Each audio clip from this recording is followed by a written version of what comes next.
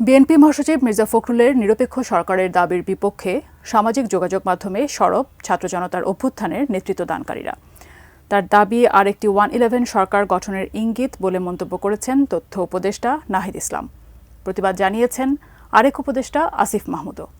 ওয়ালিল সাকিবের রিপোর্ট। বৃহস্পতিবার দুপুরে রাজধানীর জাতীয় প্রেস ক্লাবে শহীদ আজাদ দিবসের এক আলোচনায় অন্তর্বর্তী সরকারের নিরপেক্ষতা নিয়ে প্রশ্ন তোলেন বিএনপি মহাসচিব মির্জা ফখরুল ইসলাম আলমগীর। অন্তর্বর্তী সরকারের পরিবর্তে নির্বাচনকালীন নিরপেক্ষ সরকারের প্রয়োজন হতে পারে বলেও মন্তব্য করেন তিনি। অন্তর্বর্তীকালীন সরকার যদি নিরপেক্ষ না থাকে তাহলে একটা নিরপেক্ষ সরকার দরকার হবে নির্বাচনের সময়। কারণ আমরা দেখি বেশ কিছু বিষয়ে অন্তর্বর্তীকালীন সরকার নিরপেক্ষতা পালন করতে পারছেন না।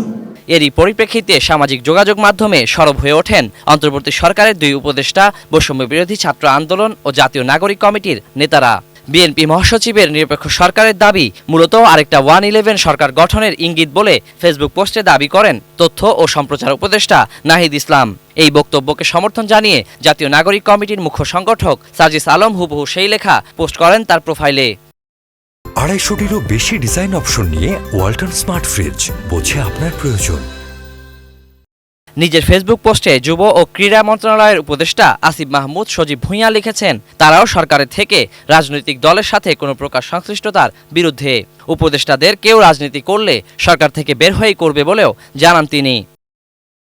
বিএনপি সমালোচনা করে বৈষম্য বিরোধী ছাত্র আন্দোলনের সমন্বয়ক হাসনাত আব্দুল্লাহ লিখেছেন, যারা আগে আন্দোলনের ডাক দিয়ে মাঠ থেকে সরে যেত তারাই এখন আতাতের রাজনীতি, ভারত নির্ভর কূটনীতির মাধ্যমে আওয়ামী পুনর্বাসন চাচ্ছে।